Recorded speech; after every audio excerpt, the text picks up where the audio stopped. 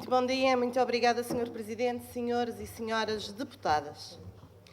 É a Lei Eleitoral da Região Autónoma da Madeira que define a capacidade eleitoral dos e das candidatas, o estatuto dos candidatos e das candidatas, o sistema eleitoral, o regime de eleição e todos os restantes preceitos que devem ser observados e cumpridos para a eleição desta Assembleia.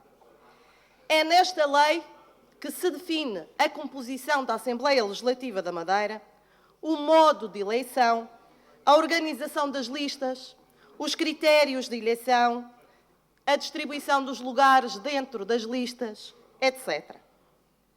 E a lei eleitoral que agora temos em vigor foi revista pela última vez em 2006. Isto significa que os avanços legislativos, entretanto, ocorridos no nosso país não foram vertidos neste documento, e nomeadamente no que diz respeito à Lei da Paridade.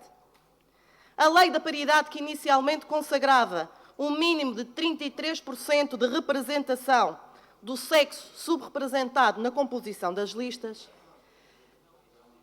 foi revista o ano passado e estipula agora que as listas devem apresentar uma representatividade mínima de 40% de cada um dos sexos e não podem ser colocados mais de 2 candidatos do mesmo sexo consecutivamente na ordenação da lista. Ora, esta Assembleia, este Parlamento, é o único no nosso país que é eleito sem que seja obrigatória a aplicação da Lei da Paridade.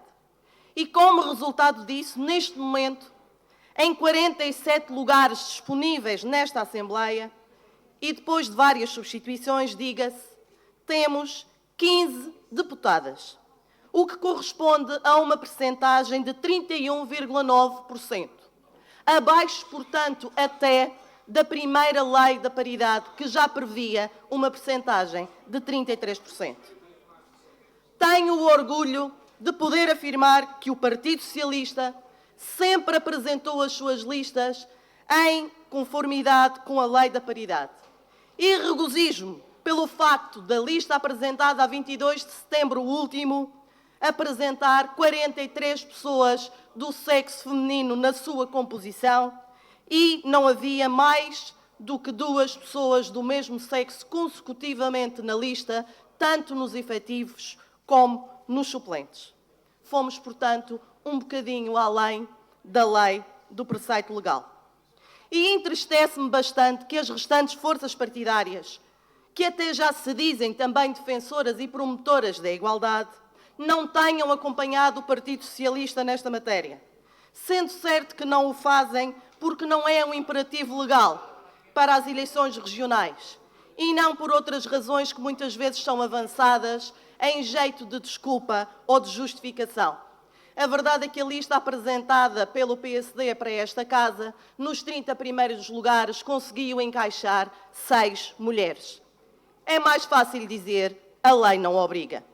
E isto devia nos envergonhar. Repito que este é o único Parlamento do país em que isto acontece.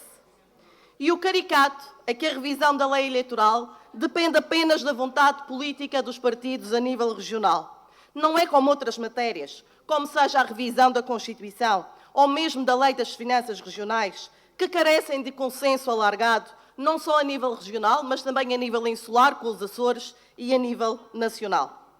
E eu acreditava que seria nesta legislatura que se iria rever a lei eleitoral, como é a intenção declarada pelo Partido Socialista. Aliás, não faz sentido que assim não seja. Não podemos continuar a ser o único Parlamento da região em que, passados 13 anos, vai fazer 14 anos, ainda não se aplica a lei da paridade. E foi criada uma comissão eventual para o aprofundamento da autonomia, com o intuito de fazer a revisão destes documentos, que são a base legal, a nossa base legal regional.